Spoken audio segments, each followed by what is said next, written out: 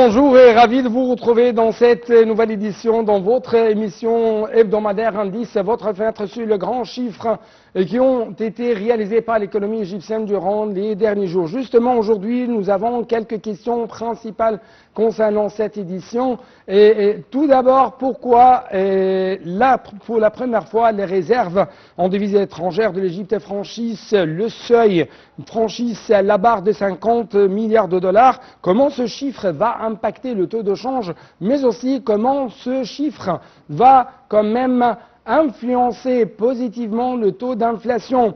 Une autre question, quelles sont les raisons derrière cette hausse des réserves égyptiennes durant les derniers mois?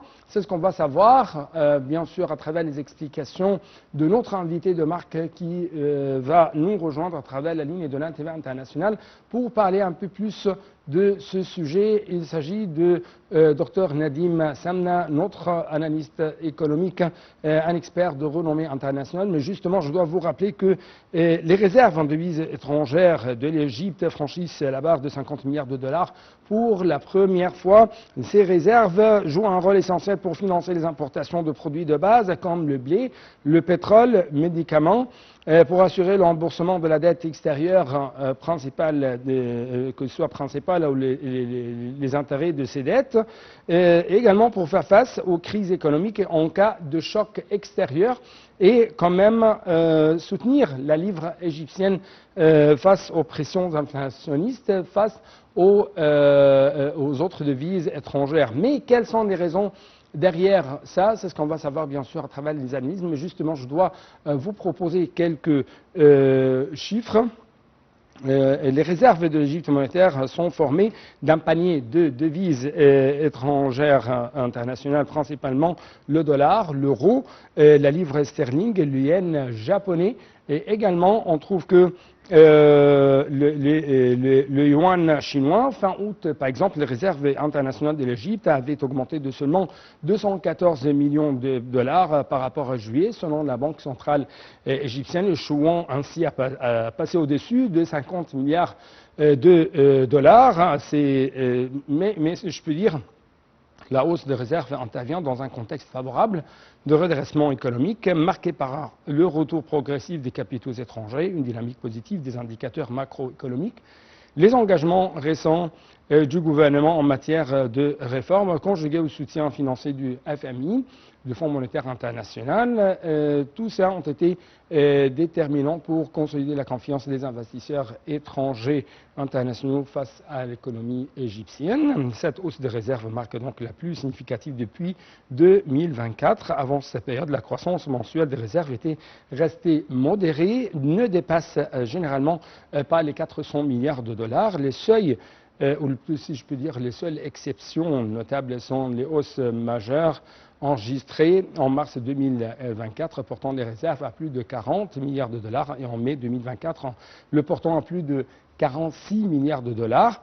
Et toutes ces attribuables aux investisseurs, quand même aux investissements massifs dans la région de Ras El Hekma sur la côte nord de l'Égypte. Mais on trouve que le gouvernement a souligné que cette dynamique était le fruit de la diversification de ces ressources de financement, de la croissance des recettes en devises étrangères. Et on trouve que quand même les données du Fonds monétaire international confirment d'ailleurs une augmentation des entrées de devises, notamment grâce à la vente d'actifs et aux investissements directs étrangers. D'autre part, on trouve que le président de l'autorité du canal de Suez, Oussama Rabia, a indiqué que le tonnage des marchandises transitant par le canal de Suez avait augmenté d'environ 16% en 2025 par rapport à 2024, avec une hausse des recettes en dollars atteignant 17%. Également, je dois vous rappeler, chers téléspectateurs, que Rabia a annoncé le retour progressif des grands porte-conteneurs dans le canal de Suez, suite, selon un communiqué du Conseil des ministres publié le 8 novembre, suite bien sûr à des accords avec deux grandes compagnies qui possèdent de grands conteneurs maritimes. Justement, il a précisé que les compagnies maritimes attendaient la mise en œuvre de l'accord de paix signé à Sharm el-Sheikh en octobre dernier, ainsi que le respect par les Houthis de leur engagement de ne pas cibler les navires traversant la mer Rouge.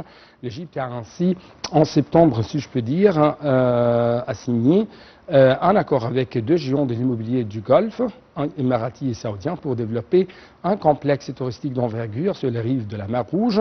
Le montant de cet investissement s'est élevé à plus de 900 milliards de livres égyptiennes, soit plus de 18,55 milliards de dollars. Également, on trouve que l'apport du tourisme, la troisième source de devises étrangères, a également été significatif. Justement, je crois que j'ai actuellement en ligne de l'ANTV International, Dr Nadim Samna, notre invité. Dr Nadim Samna, bonjour. Bonjour. Bonjour, monsieur. Donc, très rapidement, j'aimerais vous poser cette question. Pourquoi généralement, selon votre lecture, l'Égypte a pu réaliser un tel chiffre sans précédent au niveau de ses réserves de devises étrangères?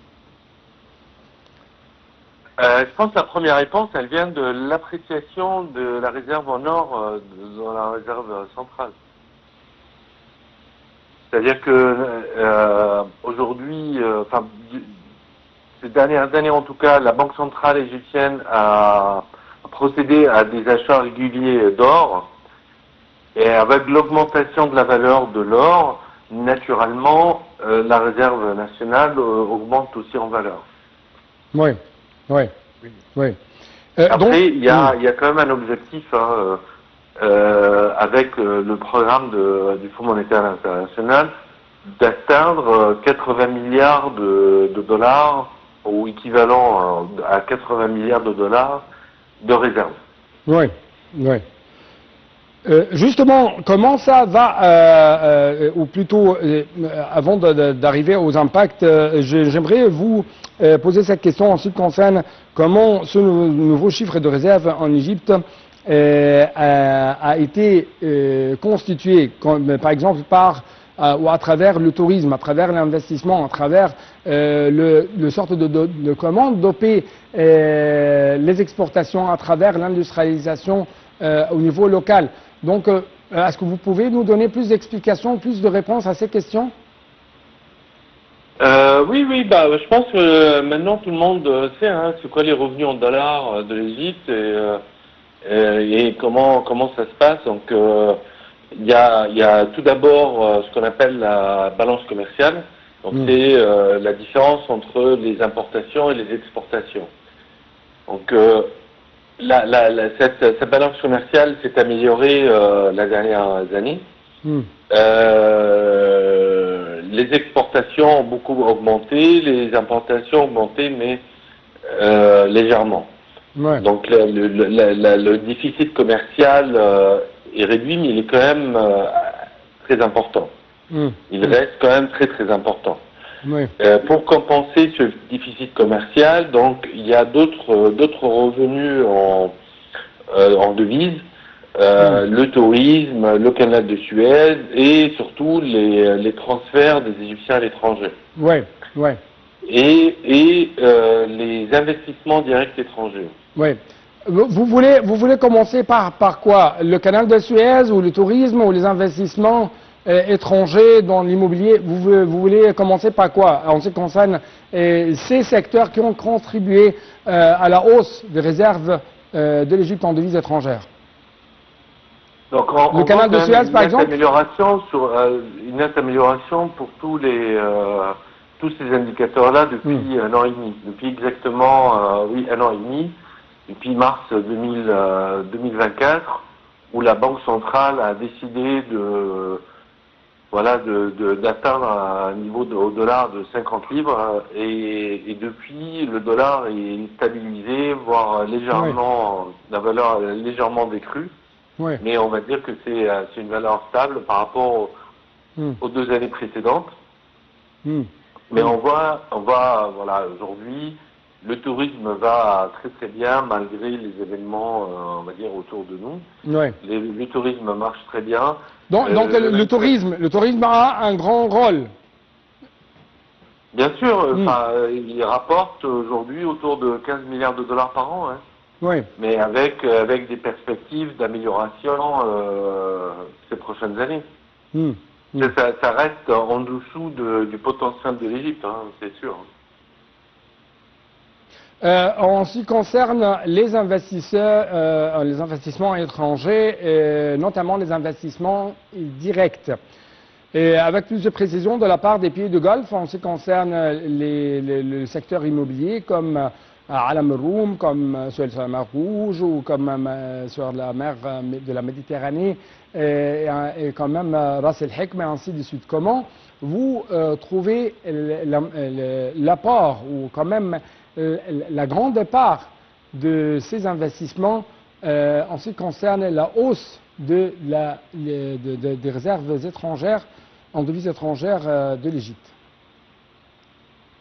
Ça permet bien sûr d'équilibrer les comptes de manière rapide. Enfin, surtout, c'est des méga transactions. Hein. Je veux dire, là, quand je parlais de la stabilisation du dollar en Égypte il y a 18 mois, c'est essentiellement grâce à la transaction de Ras El Hekma. Oui. C'était un apport en dollars très très important qui a permis de stabiliser le marché, qui a permis de rassurer les acteurs du marché. Ça a permis de réduire vraiment tout ce qui est spéculation sur la baisse de la livre égyptienne, etc. Donc ça, c'est quand même très important. Oui. Une autre question en ce qui concerne l'impact de cette hausse sur le taux d'inflation, sur le taux de change, sur les taux d'intérêt. Bien sûr, il y a l'impact sur tous ces indicateurs.